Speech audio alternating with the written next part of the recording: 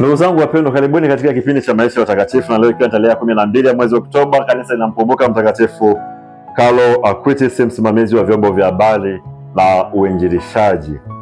Mtakatifu Carlo alizaliwa jijini London nchini Uingereza kwa wazazi wa Kiitaliano mnamo tarehe 3 ya mwezi Mei mwaka 1991, lakini alikulia na kuishi Milano, Italia.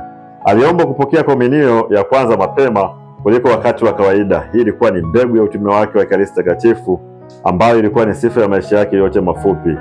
Alipokuwa na umri wa miaka 14, alianza shule katika taasisi ya Leone wa 13 huko Milano, iliyoongozwa na mapadri wa Jesuiti, ambapo alipata fursa ya kukuza na kueleza vyema utu wake kama kijana aliyejitolea, mwenye bidii na mwema sana kwa kila mtu. Alifundisha katekisimu kwa watoto wa parokia yake ya Maria Segreta. Baada ya masomo yake katika chuo kikuu cha kipapa cha elimu ya mashahidi, Carlo alisimamia tovuti ya parokia yake akiwa na shauku ya zana za kisasa zaidi za mawasiliano. Carlo alianzisha maonesho ya kitaifa yenye picha na maelezo ya kihistoria juu ya miujiza 136 ya Ekaristi Takatifu. Aliwakaribisha na kuwajali maskini, aliwasaidia wasiokuwa na makazi na wahitaji, na kila wiki aliwapa fedha zake binafsi raia wasiokuwa wa Umoja wa Ulaya ili waweze kupata vitambulisho vya kuingia Ulaya. Carlo akiwa kijana mwenye miaka 15 alikuwa tayari gwiji wa intaneti. Aliishi utoto na ujana huku akiongozwa na neema ya Mungu. Tangu mwanzo alikuwa na kipaji cha kuingia katika mahusiano mema na watu wengine wote, na alikuwa anaonekana kama mfano wa vijana wenzake. Alikuwa anaona internet kama chombo cha uinjilishaji wa neno la Mungu na katekisimu.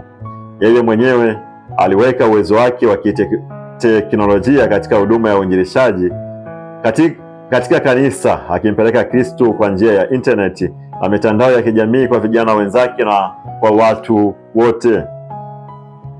Katika maisha yake alikuwa ni mtu wa sala na wa utume. Pia alikuwa na upendo na ibada ya pekee kwa Bikira Maria na Ekaristi Takatifu. Katika wosia wa kitume baada ya sinodi ya Christus Vivit ya tarehe 25 ya mwezi Machi ya mwaka 2020, Papa Francisco alipendekeza Carlo kwa vijana awe mfano wa utakatifu katika zama hizi za kidijitali na utandawazi. Maisha yake yanatufundisha kuwa utakatifu hauna umri, na kwamba kila mtu anaweza kuwa mtakatifu bila kujali kabila, taifa, rangi, asili au umri wa mtu husika.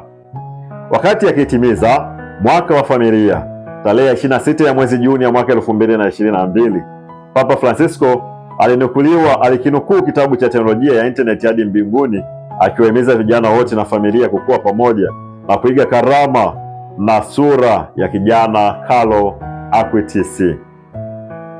Hali halisi ya utakatifu wa Carlo Acutis haukuwa na mashaka, kwa sababu umaarufu wake ulizidi kuenea kwa watu mbalimbali duniani kwa kipindi cha muda mfupi, hivyo kuwa na uhakika kwamba amegusa maisha ya watu wengi, hasa kule Asisi.